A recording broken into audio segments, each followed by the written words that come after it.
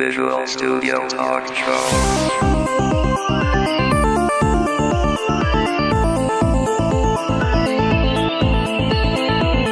Visual Studio Talk Show est une présentation de la communauté .NET Montréal et de .NET Expertise.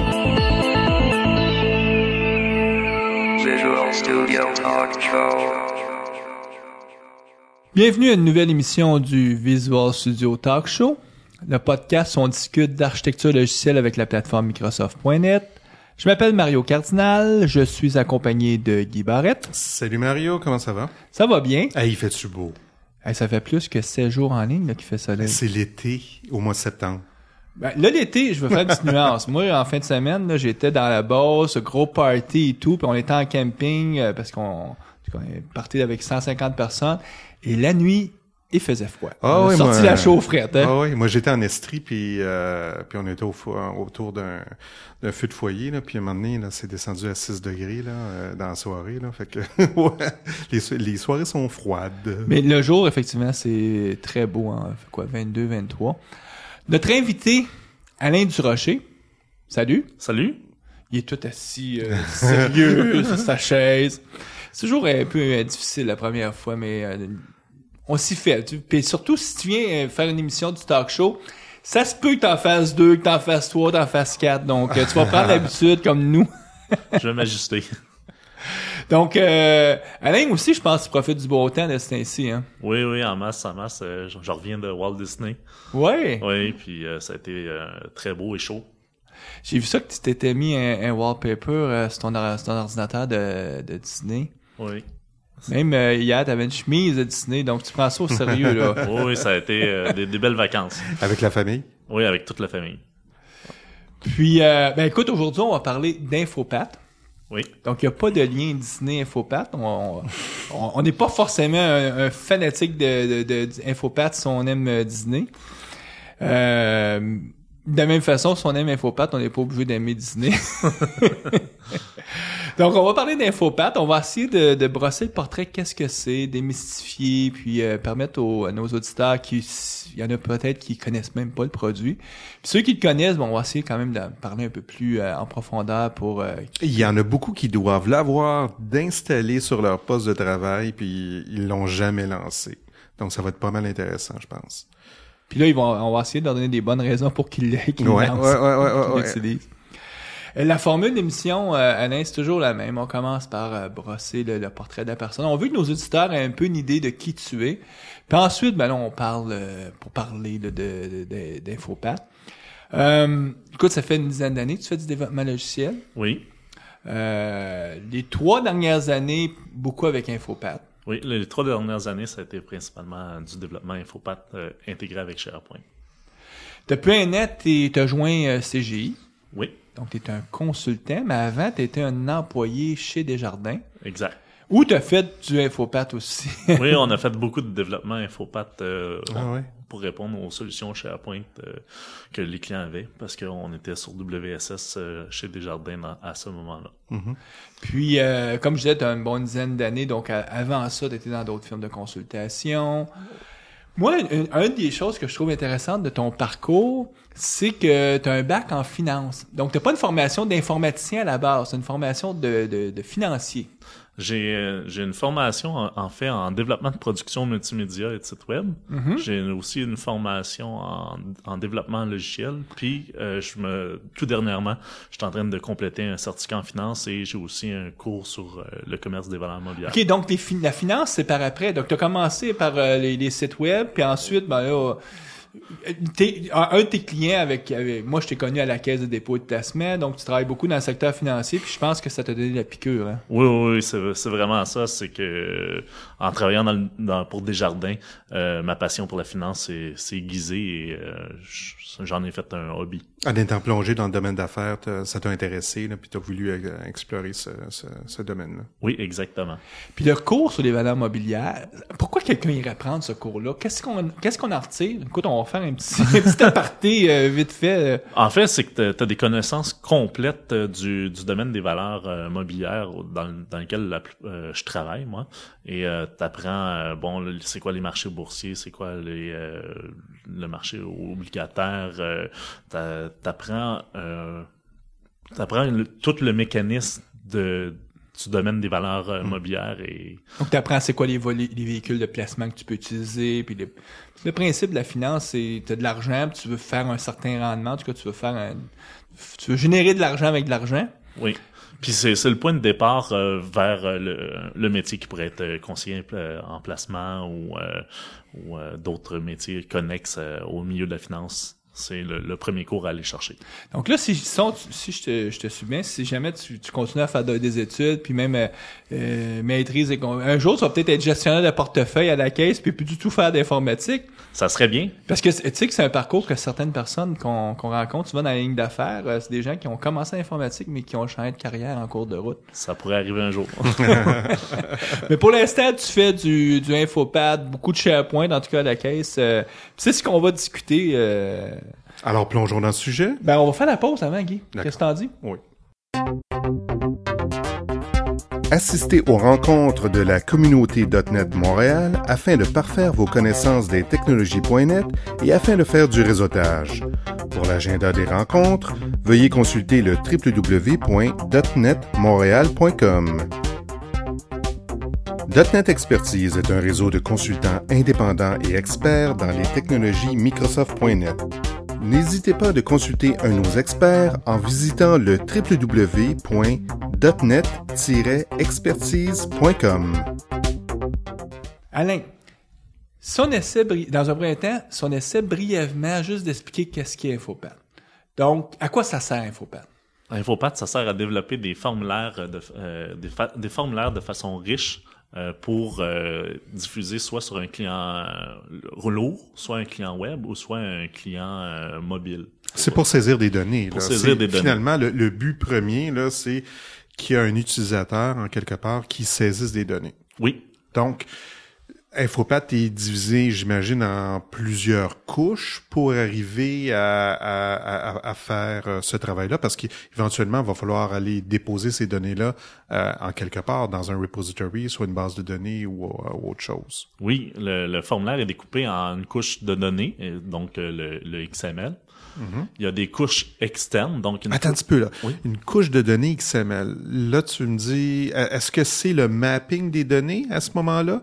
Ou est-ce que c'est vraiment la source de données qui est en XML? OK. Il y a deux nuances. Il y a la source de données tu peux avoir plusieurs sources XML de données et tu peux avoir la source XML qui représente les données que tu es en train de saisir dans le formulaire. Donc, toutes les données que tu saisis dans le formulaire, c'est sauvegardé dans le XML qui est le maître de ton développement. Puis éventuellement, ça va se retrouver dans une base de données. Éventuellement, ça peut s'en aller vers un web service qui le transférerait éventuellement dans une base de données, ou ça peut s'en aller directement dans SharePoint et SharePoint va faire un mapping entre les champs XML et les colonnes de site SharePoint. Okay. Donc là, si je te suis bien, la partie couche de données pour Infopad, c'est toujours défini en XML. Et on va pouvoir définir des règles pour, après ça, sauvegarder ça vers d'autres sources de données externes. Oui. Du SharePoint ou des bases données relationnelles. J'imagine qu'il n'y a pas juste une couche de données, il y a sûrement une couche de présentation parce qu'on parle de formulaire. Oui, la couche de présentation se retrouve de façon XSL. Donc, on peut avoir plusieurs couches XSL, plusieurs vues. Chaque vue représente un XSL. Donc, XSL, pour nos auditeurs qui seraient peu familiers, on parle de Stylesheet.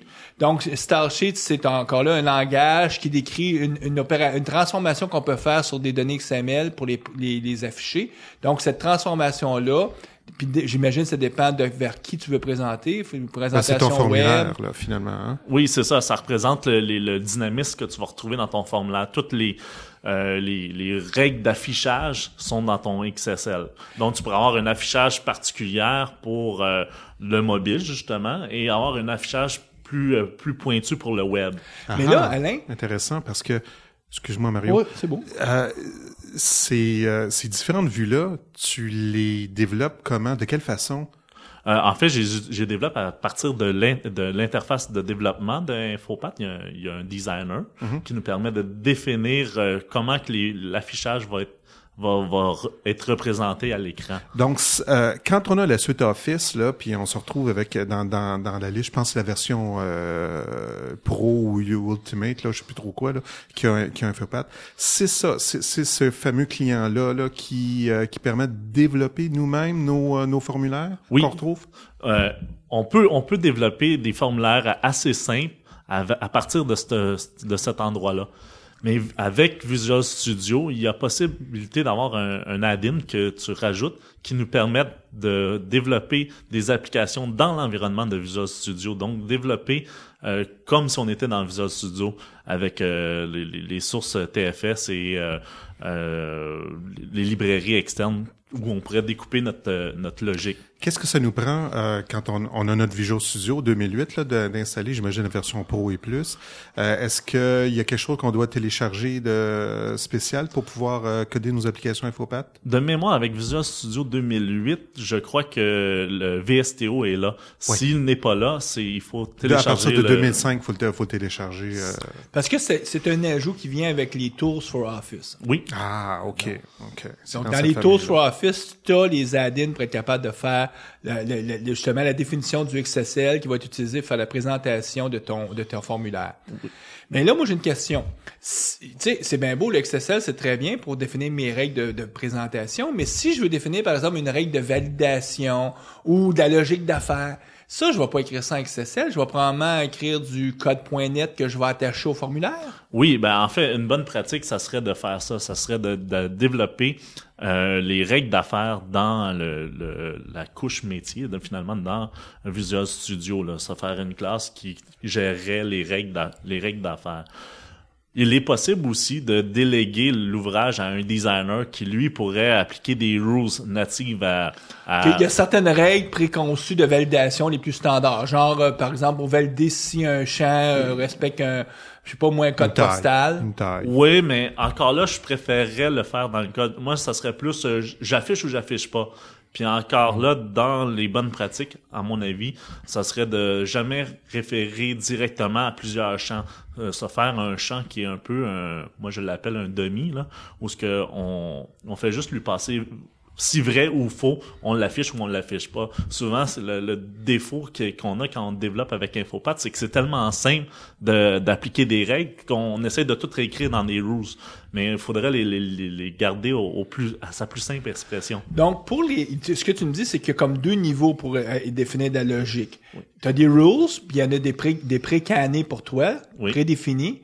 Ou tu as des rules que tu peux faire toi-même avec Visual Studio en créant tes propres DLL, tes propres assemblies.net. Oui, c'est parce qu'à partir des DLL, on est capable de communiquer avec notre XML. Donc, on peut rajouter des nouveaux nœuds dans notre XML. On peut aller écrire dans les nœuds.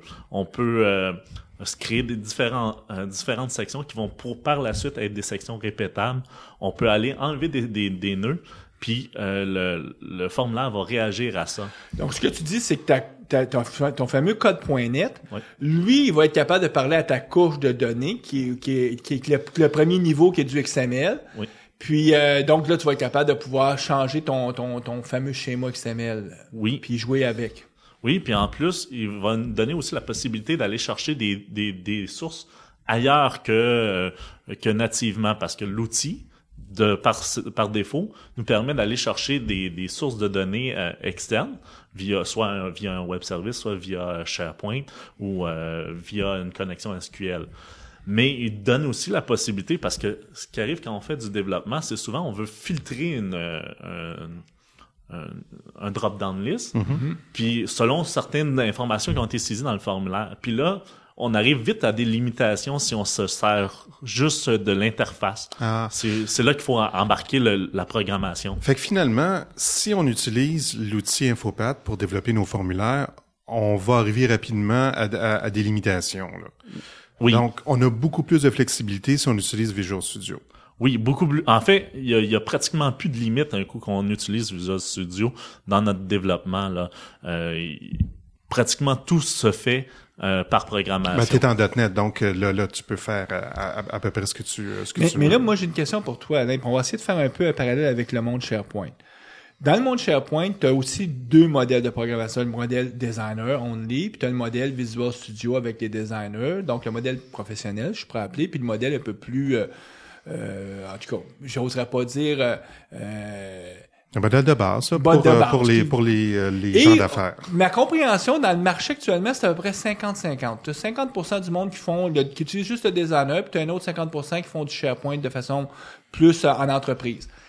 Ta compréhension du monde Infopat, on est-tu comme ça ou c'est vraiment juste à peu près 10% du monde qui prennent l'Infopat de base, puis dès que le monde se met à faire du Infopat, ils tombent dans le mode de développement parce que c'est là que tu vas y chercher toute sa plénitude ou c'est plus l'inverse, c'est 90% du monde font des formulaires simples, puis il y a presque personne qui font de la programmation. Ta compréhension? Ma perception à moi, c'est que les clients veulent être de plus en plus maîtres du développement de leur business, de leur formulaire.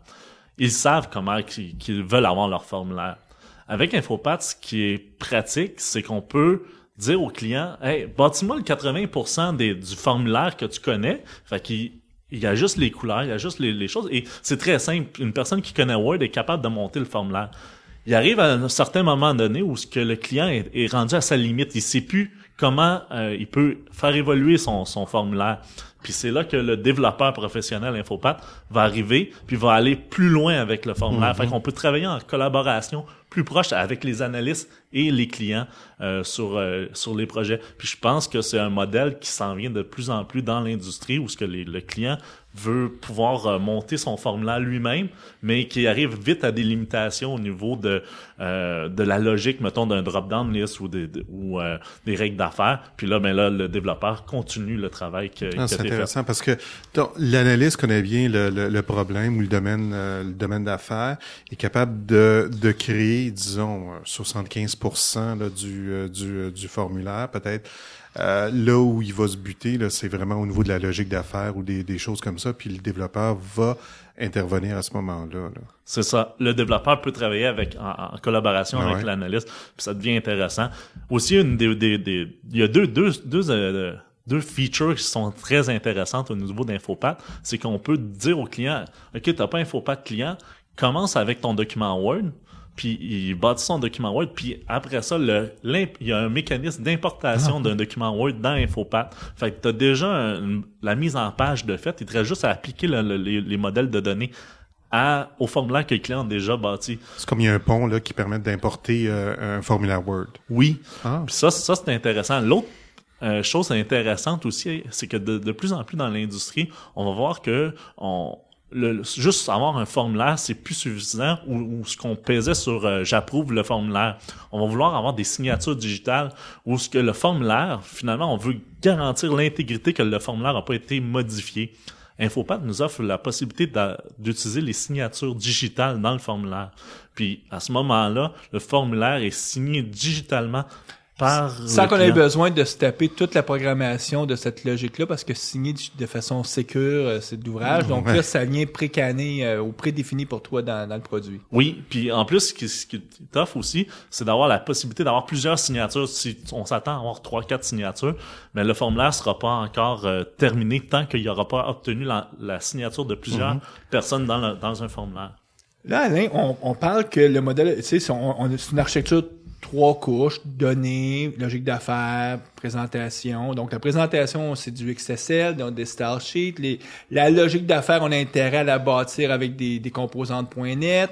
Les données sont définies en XML. On peut attacher des sources de données externes qui seraient pas forcément structurées de façon hiérarchique, comme des structures de données relationnelles ou même des fichiers. N'importe quel type de source de données peut être attaché aisément à ton Infopat. Comment on déploie ça où? On déploie ça sur un serveur, j'imagine? En fait, on déploie ça sur un serveur. Si on veut être web, on a juste à déployer ça sur la centrale admin de SharePoint. ce qui est le module central où on déploie les formulaires.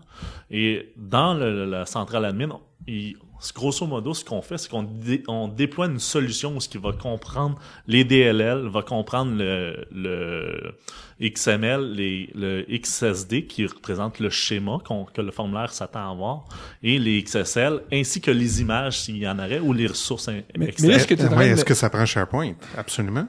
Si on veut être web, ça nous prend SharePoint. Okay. Si on veut être client, à ce moment-là, ça nous prend le client d'installer sur chacun des postes auxquels on veut. Il y a comme 2 modèles de déploiement. Oui. Le modèle serveur, puis là, donc tu peux pas aller chez Microsoft et dire je vais acheter un serveur Infopath, ils vont dire ça existe pas ça, mais tu peux acheter un serveur SharePoint. Puis j'imagine c'est quoi, c'est quand tu achètes la version Enterprise de SharePoint que tu as les Infopath? Oui, Form Services vient avec la version Enterprise, où il y a moyen d'acheter WSS avec un ajout de Form Services. Il y a moyen d'y arriver de même. OK, donc Form Services, c'est la partie serveur. Form Services, c'est la partie serveur. C'est lui qui va interpréter le XML et le XSL ensemble pour s'afficher à l'écran. OK. Donc, c'est un peu l'espèce de runtime là où le moteur que tu as besoin sur le serveur pour que ton client Infopath le communique de façon centralisée là, avec un serveur. Oui, c'est exactement ça. OK. Mais il y a aussi excuse-moi Mario. Ben c'est ça, il y a aussi un modèle, l'autre modèle que tu mentionnais Alain, c'est un modèle où tout est déployé sur le client? Oui, tout est déployé sur le client. En fait, c'est qu'il faut que le client sache où ce qui est le schéma. Un coup que le client sait où ce qui est le schéma, le modèle, le template qu'on a bâti, il s'ouvre à l'écran et il saisisse les informations et les informations qui vont avoir été saisies vont donner une résultante XML.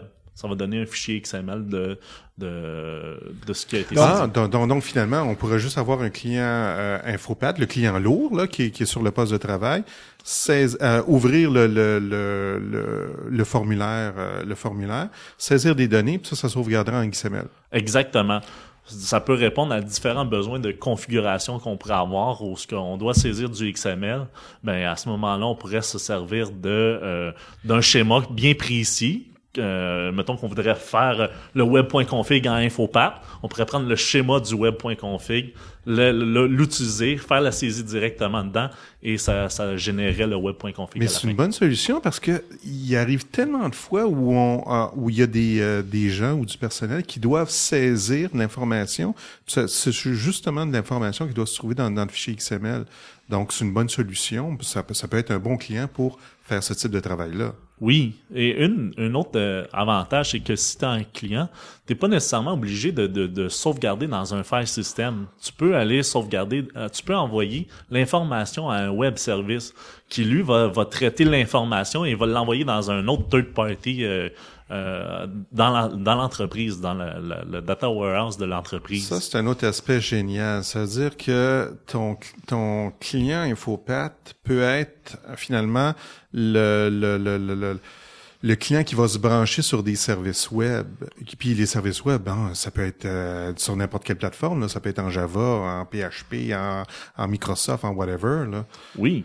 Puis même dans mon contexte de travail, j'ai eu à travailler avec du monde où des équipes de travail où il y avait du Java qui nous fournissait des données et que on devait représenter les données dans un formulaire Infopath et par la suite les données étaient sauvegardées dans un site SharePoint. Donc on voyait vraiment l'interopérabilité. Mais ça présume que tu as déployé localement le client lourd Infopath, celui qui vient finalement avec la suite Microsoft Office. Oui. Mais on parlait tantôt de Visual Studio là, oui. Pour nos règles d'affaires. Si j'ai développé mes règles d'affaires dans Visual Studio, j'ai une DLL. Où est-ce qu'elle se trouve cette DLL là? Ben c'est ça. Là, ça devient un peu plus compliqué. Si t'as une DLL au niveau du client, il faut que la DLL soit déployée dans le GAC du client. Là, ça commence à être un peu plus complexe.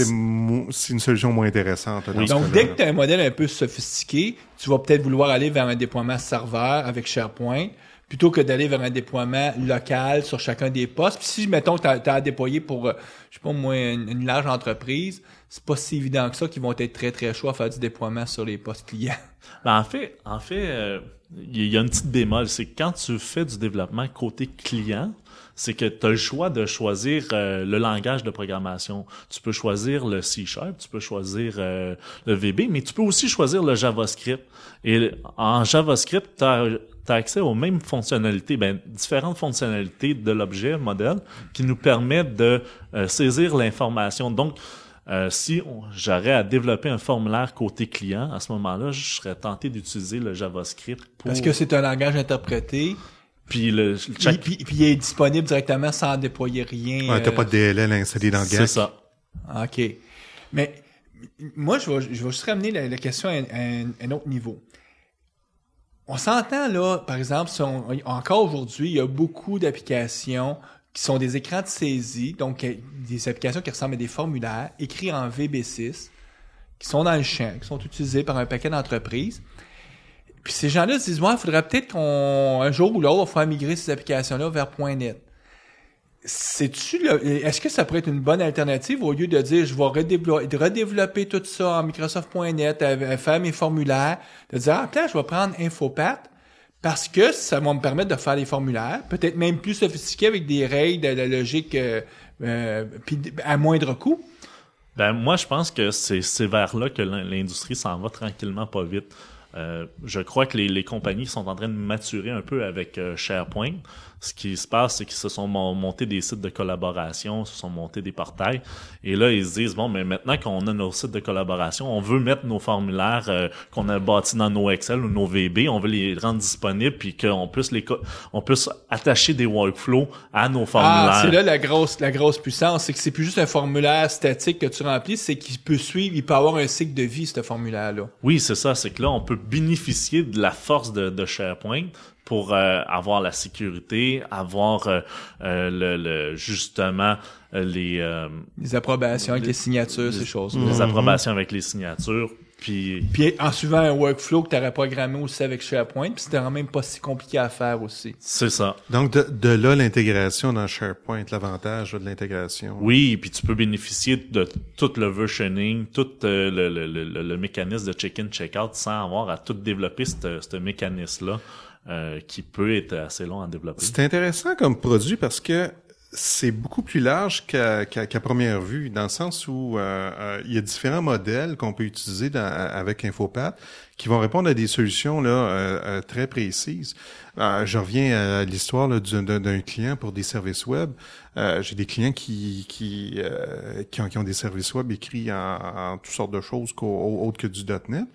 Puis souvent le problème c'est comment faire on fait un client pour ces applications juste pour saisir l'information. Là avec InfoPath j'imagine c'est pas excessivement compliqué là. Non, puis en fait moi avant de connaître InfoPath, c'est que j'avais une frustration envers SharePoint. Les interfaces que SharePoint m'offrait pour saisir l'information native me frustraient. C'était très difficile de faire des validations et tout sans être obligé de se développer un webpath à chaque fois. InfoPath me simplifiait la vie pour la saisie de l'information dans SharePoint. Et c'est de là qu'est venu ton intérêt. Mon intérêt pour InfoPath. Mais il faut comprendre les deux modèles. Le déploiement local va te demander de déployer sur chaque poste, puis si tu as créé des DLL, il faut que tu les déploies dans le GAC. Donc, il y a un enjeu de déploiement là, qui est non négligeable. Il faut que tu aies le client là aussi. En plus. Puis, si tu vas du côté serveur, là, l'enjeu de déploiement, il est moindre. Il reste quand même qu'il faut que tu déploies sur ta ferme SharePoint. Le déploiement à ce moment-là, c'est pas juste comme déployer une application SharePoint, c'est pas juste des WSP que c'est quoi qu'on va déployer quand on fait un déploiement du côté serveur? Ça c'est le beau côté d'InfoPath. Avec SharePoint, on a souvent plusieurs difficultés à livrer nos solutions parce qu'il y a plusieurs packages qu'il faut livrer. Mais InfoPath, lui, contient les DLL de la logique et en fait, on livre un XSN. Et dans le XSN, c'est grosso modo un câble qui va contenir le XSL, le XSD, le XML, va contenir les DLL nécessaires au projet. Il contient tout. Et un coup que c'est livré dans la ferme le déploie comme un WSP dans le 12av avec son propre feature à lui. Puis ça devient finalement une solution comme si on aurait livré un WSP, mais on s'est abstrait tout le mécanisme de créer le WSP. Là, tu veux me dire que déployer des formulaires Infopat, là, c'est plus facile que de déployer du code SharePoint là, qu'on aurait fait là. C'est très très simple. Il nous reste juste à le télécharger, télécharger le formulaire.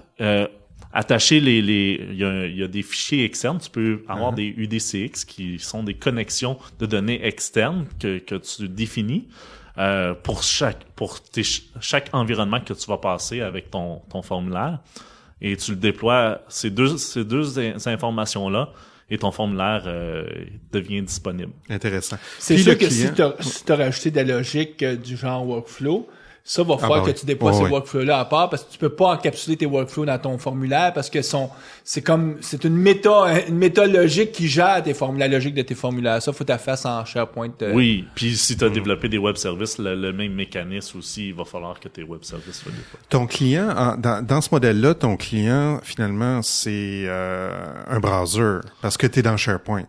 Oui. Est-ce que tu pourrais avoir le client lourd Infopat qui pourrait communiquer avec Form Services dans ces cas-là? Ou c'est pas le modèle là qui est préconisé? Non, c'est pas préconisé. En fait, le client lourd, lui, il communique au web. Il communique avec des web services SharePoint qui sont natifs principalement, ou des web services externes. Le client lourd, il sait pas comment ouvrir une page web, là. Non, c'est ça, il connaît pas le mécanisme d'une page web. Non, mais j'aurais pensé peut-être que avec le client lourd, on pourrait remplacer finalement la partie browser là qu'on a dans SharePoint, mais c'est pas le modèle préconisé. Non. OK.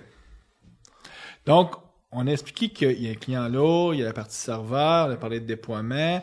Le développement, à ce moment-là, quand tu fais un développement, tu dis qu'il faut utiliser les ajouts de VSTO, là, Visual Studio Tool for Office. Ça veut dire que tu as des nouveaux projets dans ton Visual Studio, puis tu vas partir un projet Infopat, par exemple? Un peu comme on peut partir un projet, je sais pas moi, C# Windows Form? Oui, c'est le même principe, c'est qu'on se rajoute un projet VSTO qui va contenir ta classe, et va contenir ta classe ou tes classes, et va contenir toute la définition de ton schéma, ton squelette de projet est déjà tout créé. Il est déjà tout là, et les jointures entre les deux sont faites automatiquement pour toi, et il t'offre la possibilité, la même interface que tu as dans le designer du client, tu le retrouves dans Visual Studio, ce qui est beaucoup plus user-friendly à utiliser. OK, donc finalement, c'est pas si sorcier que ça, utiliser Infopat. Non, c'est pas sorcier, c'est même très très simple. C'est juste qu'il faut comprendre toute la poutine derrière l'outil. Ben en fait, ce qui est intéressant ici, c'est de comprendre que tu as différents modèles. Oui. Donc modèle client, le modèle serveur, puis tu peux combiner, en tout cas ça peut être le client de différents services web. C'est là peut-être qui est la problématique de définir exactement quel modèle qu'on doit utiliser pour régler notre problème. Quand on fait du développement serveur, justement, avec les fameux form services, ça veut dire qu'il faut que tu t'installes ton propre SharePoint localement sur ton poste. T'installes aussi toutes faut que tu aies la version, l'équivalent d'Enterprise pour avoir les form services. Puis, quand tu veux rouler ça, donc, il y aura pas comme quand on fait une application web où tu as un mini serveur web Cassini. Là, tu vas parler directement au vrai AIS qui est sur ta machine, puis tu vas pouvoir être capable de déboguer ton application de cette façon-là. Oui, t'as pas le choix. C'est comme dans SharePoint, il faut que tu sois sur un serveur pour faire du développement. C'est la souffrance du développement SharePoint. Fait que t'as pas le choix. Puis en plus, ce qui arrive, c'est que souvent, tu vas vouloir utiliser l'API SharePoint natif. Fait qu'il faut que tu sois sur un serveur à ce moment-là pour faire ton développement. Mais tantôt, Alain, t'as mentionné qu'il y a un modèle avec WSS, donc la version de base gratuite là, disponible sur Windows Server. Oui. Ton Form Services, lui, il est payant par contre. Là. Il faut l'acheter. Oui, il faut que tu payes une licence. Je me rappelle pas du coût, okay. mais il y a une licence à acheter. Est-ce que ça serait moins dispendieux qu'un SharePoint entreprise ou Oui, je pense que sans avoir vérifié, là, on parle d'environ $50 là, pour Form Services là. ajouter à WSS. Pas très dispendieux.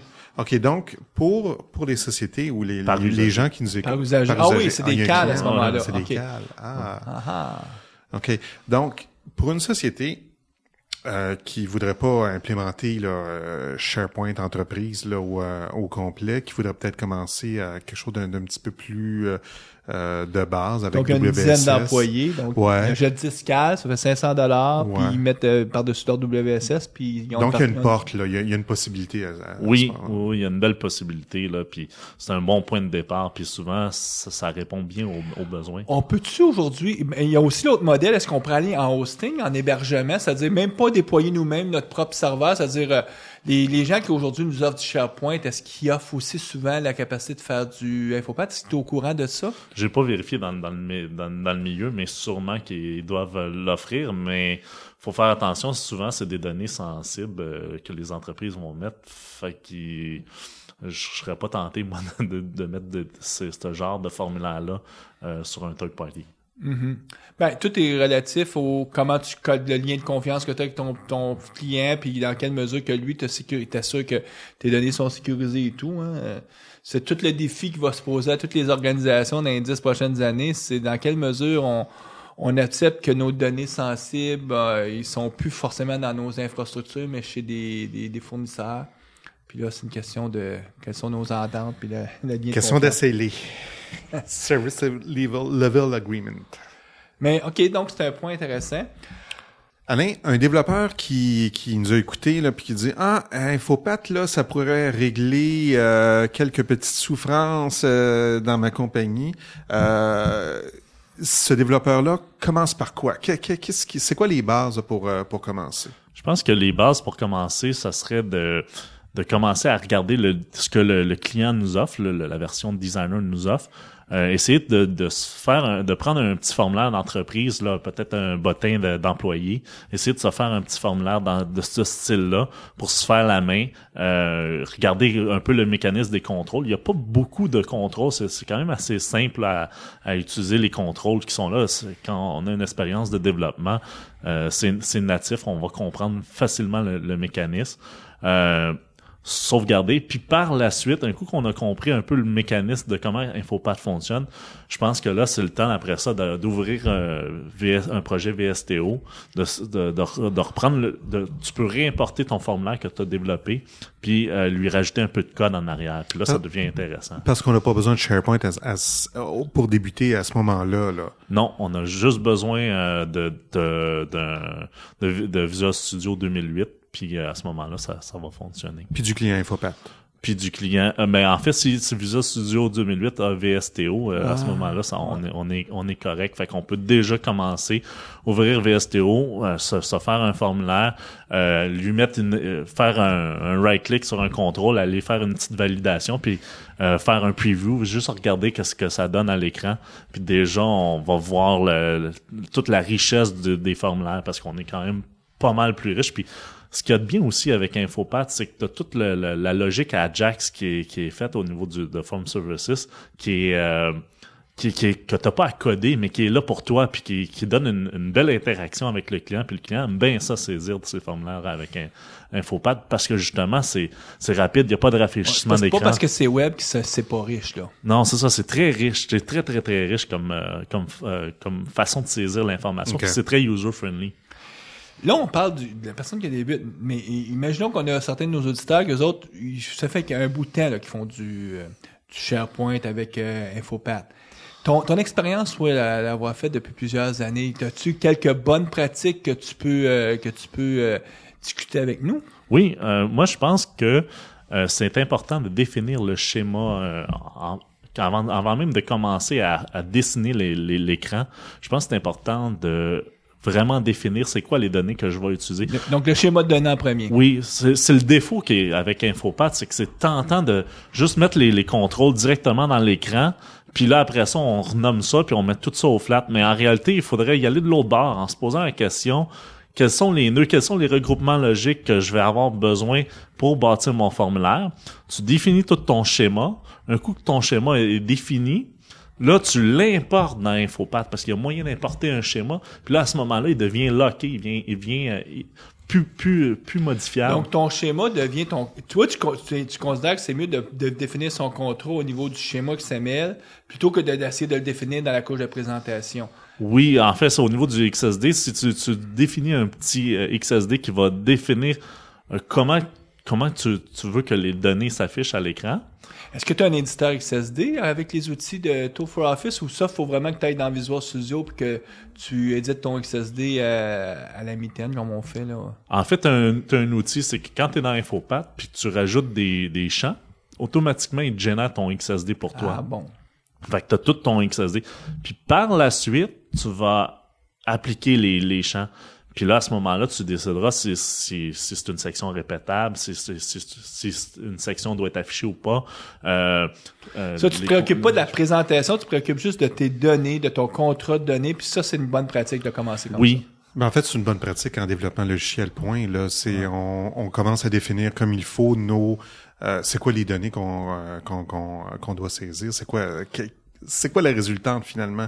Ce qui est important, c'est les données, puis ensuite on s'attaque pour un formulaire, c'est sûr que c'est ça qui est plus important. Ce que j'ai aussi remarqué qui est vraiment intéressant avec Infopath, c'est que souvent on a un champ pour un libellé. C'est à peu près le standard quand un champ libellé. Comme dans tout bon formulaire. Moi, ce que je fais, c'est que je définis toutes mes données, puis par la suite, je me crée un nœud qui va s'appeler libellé, puis avec Infopath, il y a moyen de faire une référence à tes données. Puis là, ça devient une référence de libellé. Puis là, à ce moment-là, d'un coup, t'as tes données et tes libellés. Il te reste juste après ça à aller définir les valeurs dans tes libellés, ce qui sauve beaucoup de temps de développement. OK. Autre chose que t'as appris à l'usage? Oui, en fait, les sources de données, en fait, on peut utiliser les sources de données natifs à Infopath. Moi, ce que je préfère, c'est de faire moi-même mes appels à SharePoint puis aller récupérer les données. Puis après ça, me récupérer avec SharePoint, il y a moyen d'avoir via l'objet modèle, une représentation XML d'une liste. Et cette liste-là, je viens l'injecter dans ma source de données secondaire, ce qui me permet d'être beaucoup plus rapide et d'avoir une flexibilité sur les filtres. Parce que le défi avec Infopath, c'est souvent les filtres. Puis comme tu peux faire ta query directement via l'objet modèle, mais tu as un contrôle sur qu'est-ce qui va être ta source qui va être retournée.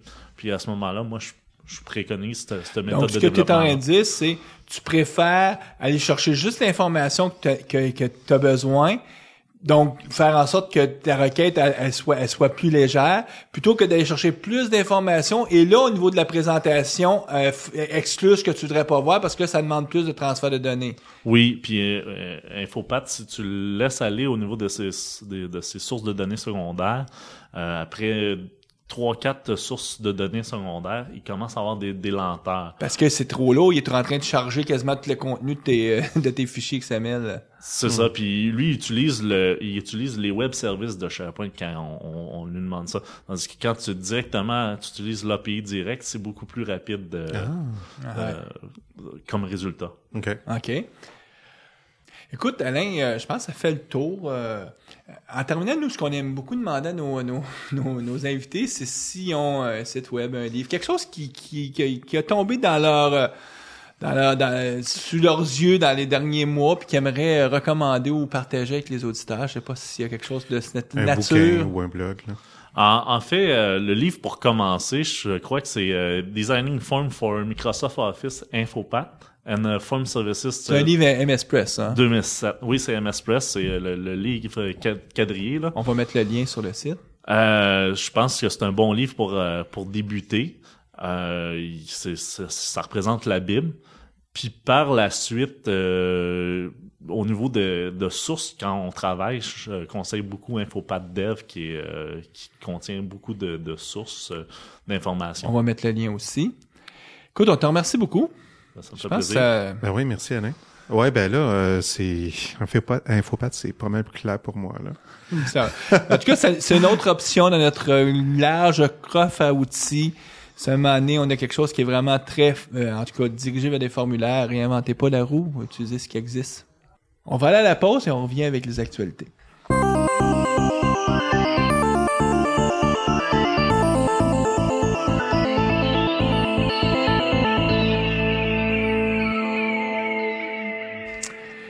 Les actualités avec Guy Barrette. Ou le peu d'actualités avec Guy Barrette. C'est assez ténu, hein, cette semaine. Là, ça fait quoi? Une coupe d'enregistrement où on a vraiment pas grand-chose, là. C'est fin de l'été. Ça veut dire deux choses. C'est la fin de l'été. On suit peut-être moins les actualités qu'en temps normal, mais je pense aussi que c'est la fin de l'été pour tout le monde. Oui, absolument. Même pour les développeurs un petit peu partout et chez Microsoft. On peut peut-être parler de la communauté.net. Oui, l'année recommence. Oui, prochain meeting, mercredi le 16 septembre. Et le sujet, c'est les patrons de conception avec un certain Mario Cardinal. Ouais, surtout Éric de Carufel aussi. Éric de Carufel. Donc, Mario, tu vas faire une espèce d'introduction. C'est notre première rencontre de l'année là, pour le groupe d'architecture. Ça fait une couple d'années qu'on n'avait pas parlé de patron de conception. L'auditoire, tu sais, les gens se... Design pattern pour utiliser l'anglicisme. Ouais, donc on va reparler de ça. Puis moi, je vais juste faire plus la partie introduction. Puis Eric va traiter des quelques patrons. Quelques patrons, les meilleurs patrons ou les patrons qu'il faut connaître. Ouais, puis en même temps, ça permet aussi aux gens qui sont peu familiers avec les fameux design patterns, les patrons de conception, de comprendre l'utilité. Puis dans une démarche pour acquérir plus de connaissances en architecture, c'est comme fondamental. Hein? En tout cas, tout le monde doit être familier avec au moins un patron, son patron. Oui. Oh boy! On va s'en tenir en informatique, hein? Ouais. Parce que des fois, le patron, c'est pas celui qui est au bureau. On a tous un patron. Ensuite, jeudi, le 24 septembre, on a Don Keeley qui nous vient de l'Alaska directement. De quoi Don va nous parler cette fois-ci? Il va nous parler de deux sujets. Le premier sujet, en fait, c'est un meeting SQL. Et le premier sujet, ça va être SQL Server Efficiencies, Sparse Columns and Filter Indexes. OK. Comme on parlait tout à l'heure avec Alain Durocher, d'essayer d'aller chercher le minimum d'informations. En tout cas, juste l'information qui est nécessaire. C'est un peu l'idée aussi. Là, c'est de stocker juste ce que tu as besoin, pas en stocker trop. Exactement. Puis, il va y avoir un deuxième sujet. Don va nous parler de Management Studio. Donc, trucs et astuces avec Management Studio. Avec SMSS. Ouais, parce que bon, c'est un outil qu'on utilise en tant que développeur de temps en temps. Bon, souvent on utilise, on fait juste, comment on dit, scratch the surface là. On le connaît juste assez pour être capable de faire ce qu'on a à faire avec, mais on n'est pas. En tout cas, moi, je suis pas un pro de SQL Server Management Studio. Et on a notre activité spéciale samedi le 24 octobre, notre samedi.net. Où on va avoir une journée de formation complète sur Silverlight. Oui, c'est quelque chose de nouveau cette année qu'on débute cette formule-là. formule-là. On remplace les at lunch où bon la formule c'est difficile aux gens d'assister sur l'heure du midi. On remplace ça par 2 samedis. Donc, un cet automne, un au printemps. Puis le premier, c'est justement ça, le 24 octobre. Donc, les gens qui ça s'adresse aux abonnés de la communauté.net. Oui, il faut être membre. Sur le site de la communauté, il y a un hyperlien là, pour s'enregistrer. Il faut absolument s'enregistrer, même si on est membre. Puis il faut être membre pour y assister. Mais c'est une journée complète juste sur Silverlight et les outils de la suite Expression. Donc, Expression Blend, Sketchflow, Expression Design, Area Services. Donc, on fait un tour là pour le thème, c'est comment bâtir des applications d'affaires avec Silverlight. Je suis certain que ça va être fort intéressant. Nous, Guy, ça fait le tour, je pense, ce qui s'en vient du côté de la communauté.net. On voit mais nos auditeurs vont nous réentendre dans 2 semaines. Donc et on va parler de? On va avoir une émission avec Éric Moreau. Un habitué. Un habitué, lui aussi. Et on va parler de? Validation Block. Ah. Oui. D'Enterprise Library? Oui. Ah, intéressant.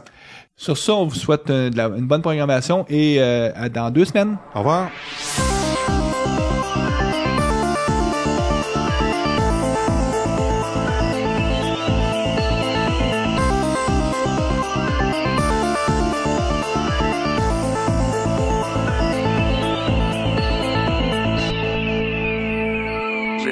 Studio Talk Show.